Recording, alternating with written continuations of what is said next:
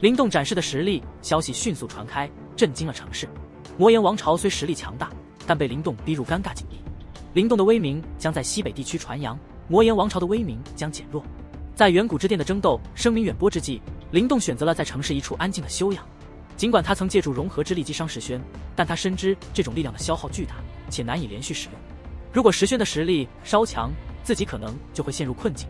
灵动明白，自己与石轩之间存在不小的实力差距，能够利用融合能量取得胜利，已是意外之喜。在石床上盘坐的灵动，心中暗自下定决心，若能成功进入涅槃境，那么石轩将不再是对手。与此同时，小雕提到了石坤的威胁，即便是小妍，也只能凭借肉体之力与之抗衡。灵动认识到，石坤的实力远超石轩，若对方进入2元涅槃境，即便是小妍也难以匹敌。灵动计划在远古秘藏中寻找涅槃丹，以此为助力突破涅槃境，挑战涅槃劫。他相信，一旦自己度过涅槃劫，即便石轩进入2元涅槃境，自己也有把握与之抗衡。加上小妍的力量，他们有信心能够彻底击败对手。小雕知道，石轩一旦突破，必将找上门来。灵动清楚，远古秘藏的诱惑巨大，想要从中获得丰厚收获并不容易。魔岩王朝只是众多阻碍之一，远古战场上藏龙卧虎，吸引而来的强者和王朝远不止大殿中所见。那些隐藏在暗处的人物才是最难对付的。幽泉王朝的女子曾提及，远古秘藏中将出现连他们难以抗衡的强者和王朝，这些人物在远古战场上都是出类拔萃的存在，甚至可能是超级宗派看好的准种子选手。在远古之殿的偏南区域，一座高塔上，几位身影静静地俯瞰着下方繁华的城市。其中一位俊秀的男子对灵动能够在远古之殿中与魔岩王朝抗衡的能力表示出了兴趣，他的同伴们也对灵动的成就表示了认可，认为远古战场上的无数传承确实能够让幸运者脱颖而出。白衣球袍的清秀男子说到了另一个来自低级王朝却获得天刀宗传承的人物天刀，他在东北区域的声望正盛。这个名字让在场的众人都感到忌惮，天刀已经成为一个不容小觑的对手，甚至有资格登上涅槃榜。清秀男子的目光远眺，他提到半年后的大战，若遇到天刀，即便是他也会头疼。他的同伴们对天刀登入涅槃榜的消息感到震惊。当他们提到了魔岩王朝等高级王朝时，但清秀男子对他们并不看重，认为除了首领外，其他人都是无用之辈。这时，一道火红的身影出现，是穆红玲。他带着娇笑和挑衅的态度加入了讨论。穆红玲的出现让清秀男子感到惊讶，他说自己对远古秘藏的兴趣并不大，反而是对灵动有所图谋。清秀男子对此表示出了一丝同情，认为灵动若被穆红玲盯上，恐怕会有大麻烦了。穆红玲说，西南地狱也有人即将到来，这些人物同样有资格登入涅槃榜，可能会给他们带来麻烦。清秀男子对此表示出了警惕，他认为西北地狱是他们的地盘，任何外来者都必须收敛。随着远古秘藏开启之日的临近，远古之殿及其周边100里范围内的人气急剧膨胀，形成了一幅壮观的景象。城市内外人潮涌动，声浪如潮，连天空中的白云都被震散。灵动尽管见多识广，也不禁为这股人潮所带来的震撼感到压抑。这里的每一个人都是各自王朝中的天才，最弱的也是造化境的强者。灵动深知这样的阵容，其强大程度难以用言语形容。这一幕让他再次感受到了远古秘藏的巨大诱惑，他能想象到这次的宝藏将远超他以往所见。灵动回忆起大炎王朝大荒郡的大荒古碑，虽然那里的远古宗派同样强大，但他也无法确定是否比远古秘藏的主人更为强悍。在他眼中，这两者都是遥不可及的存在。自从在大殿中与魔岩王朝的交锋后，灵动便没有再有任何大的动作，而是安静地等待着远古秘藏开启的日子。当第6日的晨光破晓，远古之殿的气氛瞬间变得躁动起来，天地间的元气似乎都受到了影响，开始沸腾。灵动在房间内感受到这股变化，睁开双眼，吐出一口白气，目光炯炯地望向窗外，只见无数身影在天空中穿梭。终于到了吗？灵动低声自语，眼中燃起火热的斗志，迅速站起身，推门而出。院中，小妍正在刻苦训练，每一次挥舞铁棍都在地面上留下痕迹。见到灵动，小妍停下手中的动作，露出憨厚的笑容，称呼灵动为大哥。你这家伙，倒还真是个修炼狂人。望着浑身大汗的小妍，灵动笑着摇了摇头，然后伸手一招，那悬浮在半空的重御风便是飞掠而回，笼罩着小妍的光圈也是消散而去。随着重御风重力之界的消散，小妍的身体明显的挺直了，紧绷的肌肉逐渐放松。他的修炼方式与众不同，借助的是灵动的重御风所释放的重力之界，其中的重力是外界的数倍。这种修炼环境对于普通修炼者来说难以承受，但对于小妍这样的妖兽体质来说，却是极佳的修炼场所。灵动没有多言，只是简单的对小妍说了声走吧，便率先向城市中心掠去。小妍紧随其后，一出院落，他脸上的憨色便消失不见，取而代之的是一股凌厉之气，仿佛是告诉别人生人勿近。远古之殿已经彻底沸腾，无数人从城外涌来，天空中也满是人影。所有的目光都集中在城市中央的祭坛上，那里有着奇异符文的建筑，是开启远古秘藏的地点。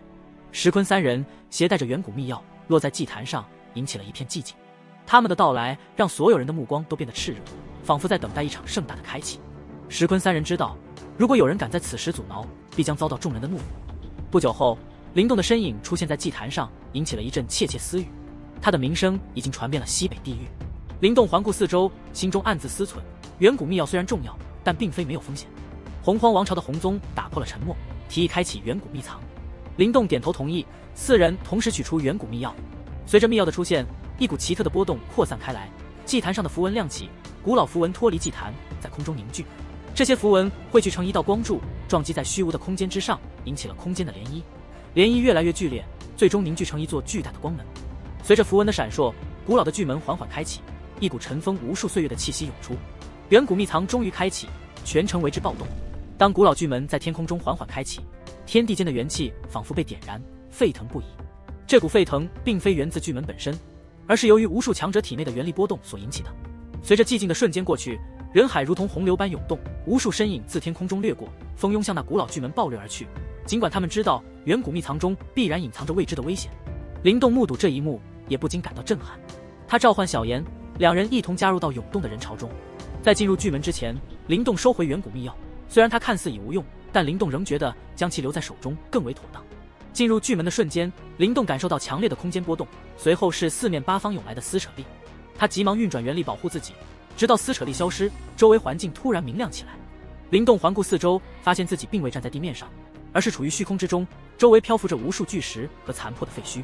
这片空间显得枯败而灰暗，没有一丝生机。天空和地面都被同一种辉煌色彩所覆盖，空间波动极端狂暴，显示出这里的不稳定。这里便是远古秘藏吗？灵动望着这辽阔到没有尽头的空间，自语道。小雕此时也是出现在了灵动肩膀上，他望着这片充斥着荒芜与灰暗的空间，说道：这里的空间已是处于极为残破的阶段，或许顶多再有100年时间，便是会彻底的毁灭掉。到时候，这里面的秘藏也会随之消失在天地之间。灵动在远古秘藏中发现了一具骸骨，显然是某位强者在渡涅槃劫时失败，导致身体化为灰烬。这一幕让灵动对涅槃劫的恐怖有了更深的认识，同时也明白自己若想在这片远古秘藏中生存下去，必须尽快突破到涅槃境，并成功渡过涅槃劫。在骸骨旁，灵动通过吞噬之力从骨灰中提取了一些残留的信息，这些信息对他了解远古秘藏有着重要的帮助。而就在他为此感到惊喜时，他意外地在骨灰中发现了一枚金色的球体——金身舍利。金身舍利的出现对于灵动来说无疑是一个巨大的惊喜。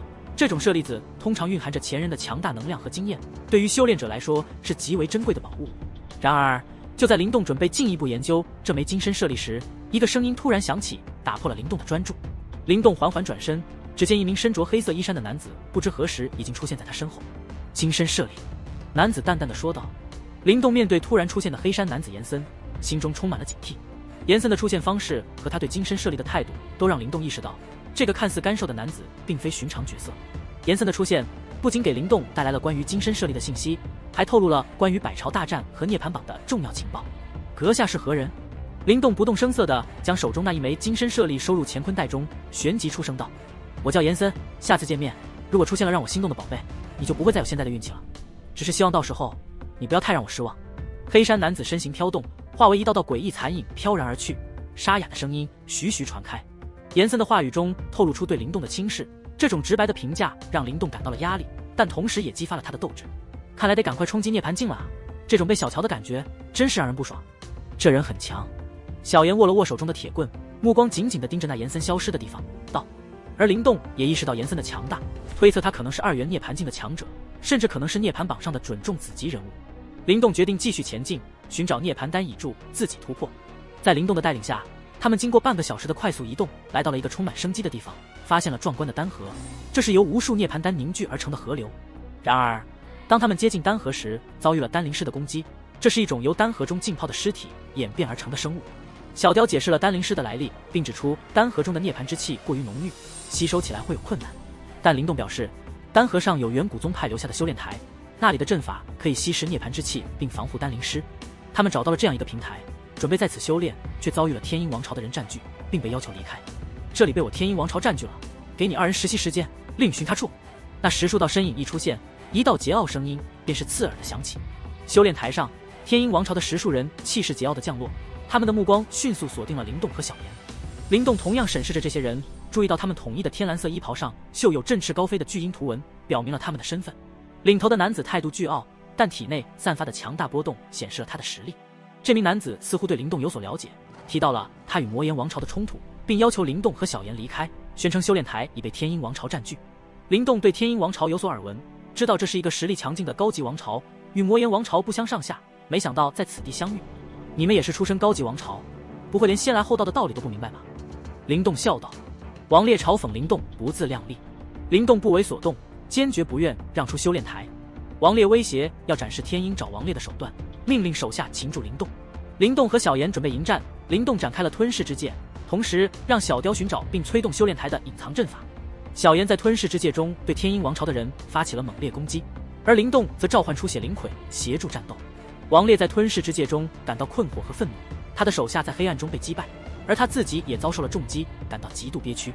王烈在灵动的吞噬之戒中遭受了连续的打击，脸部和手臂都受到了重创，终于在愤怒和绝望中命令手下撤退。他们冲出黑暗之戒后，灵动的嘲讽声让王烈更加愤怒，以至于吐血。王烈无法接受这样的失败，决定集结天鹰王朝的盟友和魔岩王朝的人来对付灵动。然而就在王烈准备布阵对付灵动时，修炼台上的隐藏阵法被激活，升起了一道赤红的光幕，形成了一个强大的防护罩，将整个修炼台完全遮蔽。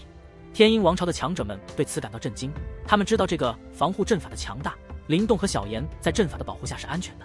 王烈在愤怒之下命令手下守在修炼台外，同时发出信息请求援助，打算在灵动出来时给予他致命的一击。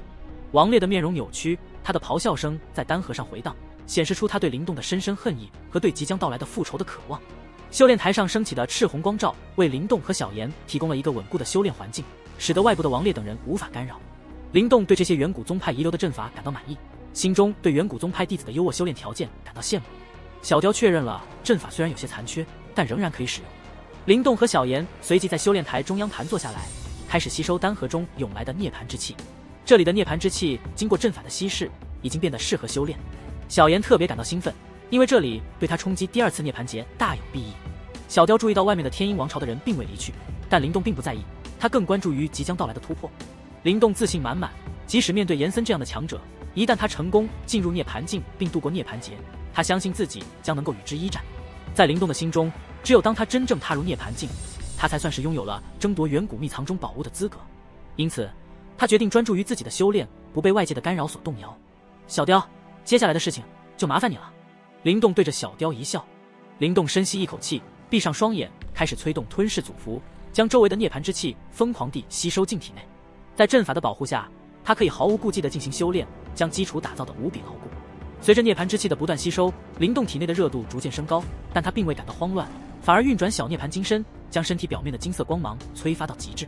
这种强大的肉体让他在冲击涅槃境时的危险降到了最低。